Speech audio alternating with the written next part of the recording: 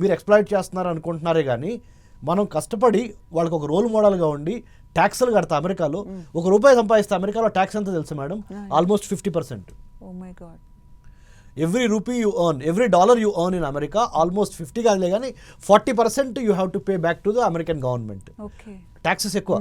ఈ ట్రంప్ వచ్చిన తర్వాత ట్యాక్స్, టారిఫ్స్ అంటే విదేశీ మారక ద్రవ్యం మీద, ఎగుమతులు దిగుమతుల మీద సుంకాలు ఎక్కువైపోయినాయి. H1B వీసాలు, స్టూడెంట్ వీసాలు, F1 వీసాలు, అదే F1 అంటే స్టూడెంట్ వీసాస్, వీటన్నిటి మీద ఒక రకమైన కట్టడి తీసుకొచ్చేసాడు. That's what I want to tell you. ఈ 3 సంవత్సరాల తర్వాత మళ్ళీ రాసి పెట్టుకోండి, నేను ఒక రాజకీయ జోస్యం చెప్తున్నా, మళ్ళీ రిపబ్లికన్స్ అధికారంలోకి మినిమం 10 ఏళ్ల పాటు రారు. నెక్స్ట్ వచ్చేది డెమోక్రటిక్ పార్టీనే. డొనాల్డ్ ట్రంప్కి ఇది లాస్ట్ ఛాన్సు. అమెరికా రాజ్యాంగం ప్రకారం 2 సార్లు కన్నా 3వ ప్రెసిడెంట్ అయ్యే అర్హత లేదు. So Donald Trump is gone. Donald Trump represent చేస్తున్న రిపబ్లికన్ పార్టీ యొక్క సిద్ధాంతాలని ఇక రాబోతున్న 2 ఏళ్లలో అది మార్చుకోకుండా ఇలానే కొనసాగిస్తే ఇవాళ న్యూయార్క్ నగరం ఎగిరిపోయింది వాళ్ళ చేతిలో నుంచి. డెమోక్రాట్స్ అధికారంలోకి వచ్చారు. రేపు 2, 3, 4, 5 ఇంపార్టెంట్ నగరాలు, అటు కాలిఫోర్నియా స్టేటు అటు ఇటు మొత్తం ఎగిరిపోతాయి. California state has been Democratic state, అది వేరే విషయం, బట్ అదర్ కూడా తేడా వచ్చేస్తుంది. So what I'm trying to tell is, Donald Trump Republican పార్టీకి ఇది ఒక కనువిప్పు కలిగించే అంశము, ఇది ఒక shock.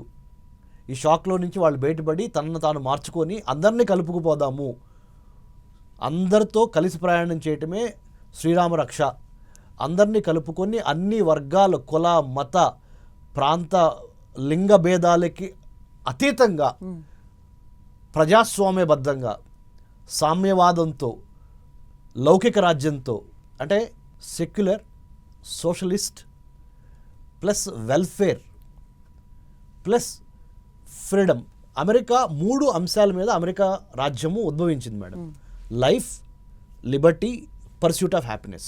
These are the core principles upon which United States of America has been built, or it is known for these 3 principles. Life, liberty, pursuit of happiness.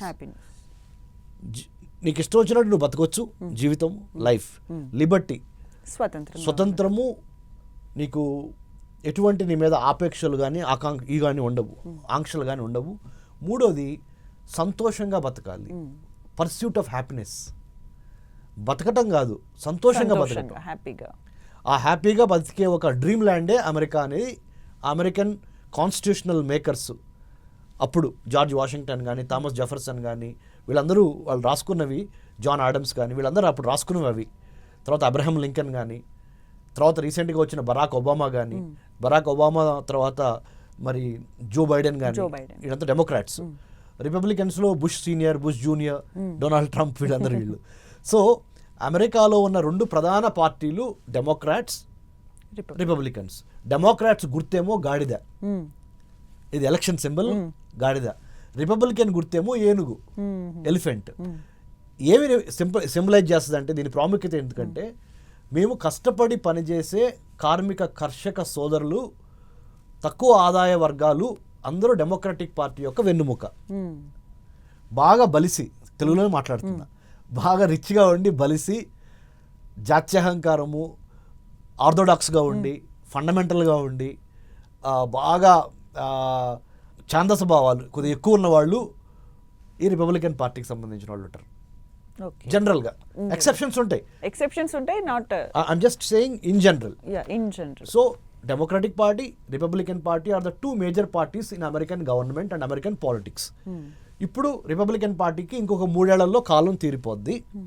Democrats గ్యారంటీగా 2029 ఎలక్షన్స్లో Democrats will come back to power, right? So 2024 వరకు Joe Biden ఉన్నాడు, ఆయన lame duck ప్రెసిడెంట్గా ఉండేవాడు, అంటే ఆయన వయసు పెద్దదైపోవటం పాపం అంత చలాగ్గా చేయలే. సో కమలా హ్యారిస్ మన మహిళ, కమలా హ్యారిస్కి, మన భారతీయ మూలాలున్న కమలా హ్యారిస్ అమెరికా ప్రెసిడెంట్గా ప్రమాణ స్వీకారం 2029లో చేసే అవకాశాలు ఎక్కువ ఉన్నాయి. ఆమె కనుక ఇప్పుడు రెస్ట్ తీసుకోకుండా యుద్ధానికి శాంతి సమయంలోనే ప్రిపేర్ అవ్వాలని ఒక నానుడు ఉంది. The best time for preparing war is at peace time. రేపు యుద్ధం అంటే రేపు కత్తిస్తే అప్పటికప్పుడు రాదు. రేపు యుద్ధం అంటే వాళ్ళ నుంచే ప్రాక్టీస్ చేయాలి.